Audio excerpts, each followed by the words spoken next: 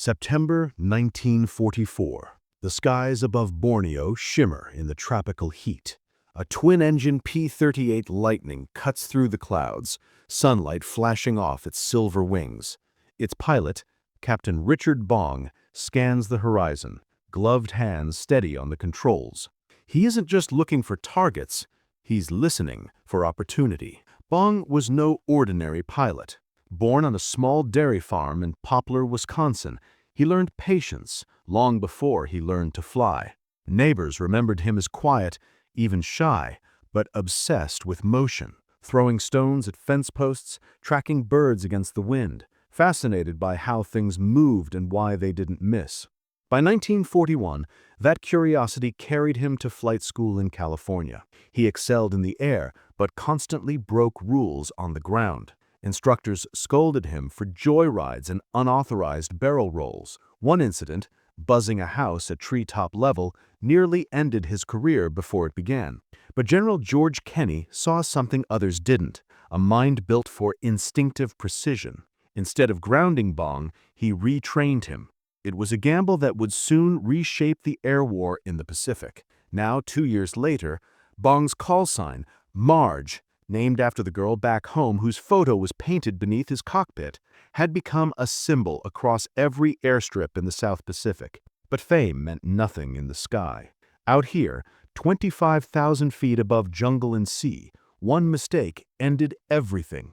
Below, a formation of Japanese bombers turned toward the coast. Bong throttled forward. The Lightning's twin Allison engines howled in harmony, and the clouds peeled away like curtains before a stage. He rolled inverted, dove, and lined up his shot, calm, deliberate, surgical. He wasn't chasing glory. He was solving a problem. As his finger tightened on the trigger, tracer rounds streaked ahead, short, precise bursts. The bomber erupted in flame, breaking formation. Bong climbed again through the smoke, already calculating the next move. Above Borneo, the war looked endless. But for Richard Bong, every engagement was another test of mastery, one more equation to balance between life, death, and skill. By 1942, Richard Bong's war had begun in earnest. The U.S. Army Air Forces sent him to New Guinea, a land of mud, humidity, and sudden death. His squadron flew the Lockheed P-38 Lightning, a strange-looking machine with twin tails and two engines that made mechanics curse and pilots sweat. But in Bong's hands, it was poetry. At first, he was reckless. The Japanese Zero, lighter and more agile, turned faster and deadlier in close combat. Bong learned the hard way, watching friends disappear in spirals of smoke. That's when instinct became discipline. He studied the enemy, not with anger, but with analysis. Never turn with a zero. Climb, dive, and strike from advantage. Let physics do the killing, not pride. He began writing his own rules, sketching diagrams of enemy flight paths in his notebook. Every fight became a test, every maneuver a lesson. His greatest discovery wasn't about bullets, it was about patience. Shoot short, shoot true, he told rookies. Long bursts, overheated guns, and wasted ammo. Precision won. His P-38 with its guns mounted in the nose allowed him to fire straight without convergence. No guessing where the bullets would meet. He practiced deflection shooting, aiming not at the target, but where it would be a second later. Soon his shots found their mark as if guided by instinct. The Lightning's weaknesses became Bong's strengths. While others feared its high-speed dive compression, Bong used it to escape traps. He studied the edge of the envelope, knowing exactly how far the airframe could bend before breaking. Every flight was a conversation between man and machine, a balance of trust and audacity. By the end of his first combat tour, Bong's legend had already begun to form. His fellow pilots called him calm under fire, almost unnervingly so. To Bong, air combat wasn't chaos, it was geometry in motion. Every line, every angle, every second counted. He was no longer the farm boy who broke flight rules. He was becoming something else, a tactician of the sky, rewriting the art of aerial warfare from inside the cockpit of a P-38 Lightning. By mid-1943, Richard Bong's name carried weight across the Pacific. His silver P-38, Marge, had become a symbol of precision and calm in a war that was anything but. But mastery brings new burdens, and Bong's rise came with an invisible cost: expectation. Each mission meant more eyes on him, more pressure to perform, more friends who didn't come back. The jungles below became graveyards for the inexperienced, and Bong's quiet genius made him both respected and isolated. He didn't boast about his victories, he counted them like scars. Above the steaming coast of New Guinea, he engaged enemy formations in near-daily combat. Each flight pushed his endurance and his aircraft's limits. Japanese Zeros, still nimble and desperate, flew in tight groups, waiting to bait American pilots into turning fights. Bong never fell for it. He struck from altitude, firing short, controlled bursts before climbing away. Cold, precise, efficient. But even precision has a breaking point. In August, a squadron mate and close friend, Tommy Lynch, was shot down during a low-altitude interception. Bong's usual detachment cracked. For the first time, his reports showed hesitation. He began flying lower, taking more risks, refusing to let others fight alone. The ace was no longer just solving tactical problems, he was fighting ghosts. Back at the airstrip, mechanics found bullet holes stitched through his wings and engine cowlings. Close one? One of them asked. Bong only nodded. His letters to Marge back home grew shorter, darker. The war that had once been a challenge of skill was becoming a test of endurance, of how long a man could stay sharp in a world of exhaustion. By late 1943, Bong had 21 confirmed kills.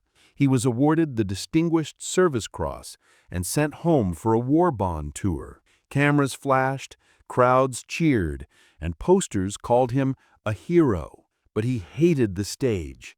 He didn't see a legend in the mirror, just a tired man who'd left too many behind. When the tour ended, he requested to return to combat. Commanders protested. He insisted.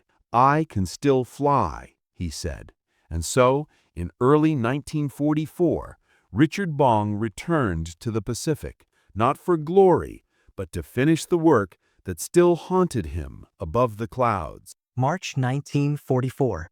The humid air over New Guinea shimmered with heat and danger. Richard Bong had returned to his element, the sky, where instinct ruled and survival depended on precision. His silver P-38 Lightning, Marge, climbed into sunlight, twin engines droning like a heartbeat. The enemy was already rising to meet him. Japanese fighters swarmed in defense of their dwindling supply lines. By now, Bong no longer reacted, he anticipated. He moved through formations with almost mathematical clarity, diving from impossible angles, firing only when every variable aligned. Pilots who flew beside him said it looked effortless, but in truth, every movement was measured, a dance of physics and nerve. June 1944, Bong reached 28 confirmed kills, breaking America's standing record set by Eddie Rickenbacker in World War I. The newspapers called him the Ace of Aces, but Bong didn't read them.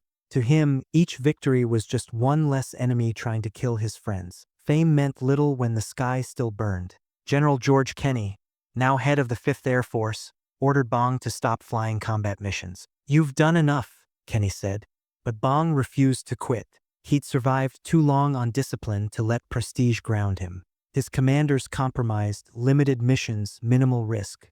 Bong made everyone count. October 1944, Balikpapan, a major oil port under siege. Bong's P-38 took flak to the left engine mid-dogfight. Most pilots would have bailed. He didn't.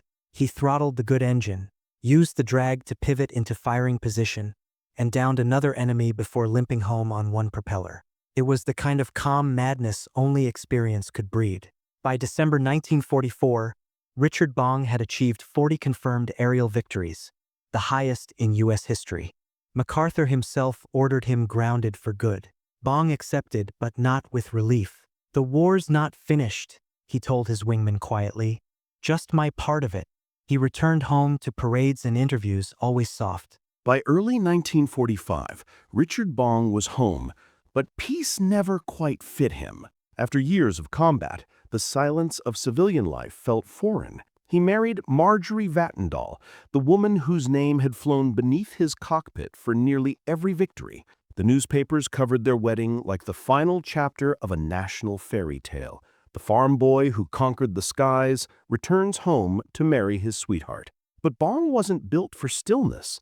The war had made him a student of motion, of precision, of risk. When Lockheed offered him a test pilot position for America's first operational jet fighter, the P-80 Shooting Star, he accepted without hesitation. To him, flight wasn't danger, it was purpose. August 6, 1945, the same day the atomic bomb fell on Hiroshima, Bong climbed into the cockpit of the P-80 for another routine test. The jet engine screamed to life, faster, sleeker, stranger than any propeller-driven plane he'd known. He took off from Burbank, California, climbing smoothly. Minutes later, the engine flamed out. Witnesses saw the jet roll and descend, the canopy ejecting too late. Richard Bong, America's greatest fighter ace, died instantly when the plane struck the ground. He was 24 years old. The headlines that day were filled with a different kind of fire, the destruction of Hiroshima. His death was a footnote in a world now overwhelmed by atomic light. But among pilots, engineers, and those who'd flown with him, Bong's name was spoken with reverence. He had mastered the propeller age and died ushering in the jet age. General Kenny said it best, "He was the most effective pilot I ever saw, because he thought before he fought." Richard Bong's record of 40 aerial victories remains unmatched. But beyond numbers, his real achievement was something quieter, transforming the chaos of war into a science of survival. For him, flight was never about killing, it was about control, understanding, and balance, the discipline of motion in a world falling apart. Decades later, the roar of piston engines faded into history, but the legend of Richard Bong never did. In air museums and training manuals, his name still lives, not just as America's top ace, but as the embodiment of disciplined brilliance in chaos. At Bong Airfield in Wisconsin, the wind still sweeps over the grass where he once watched birds as a boy. A bronze statue stands near the runway, his likeness cast in quiet determination, eyes fixed on the horizon. Visitors often stop there, reading the plaque that carries his words, reminders of a man who understood that victory wasn't about aggression, but control. Every generation of pilots who study his tactics learns the same core lesson: precision outlasts power. Bong's approach to combat, patience, geometry, restraint, became the blueprint for modern aerial doctrine. His name appears in flight school lectures not as a myth, but as a model of what it means to think under pressure. But his story is more than military history.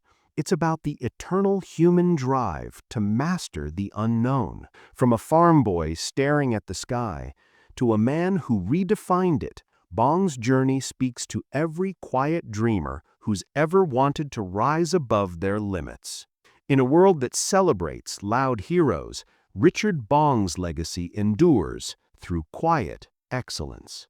He didn't chase fame, only perfection, and in that pursuit, he found immortality.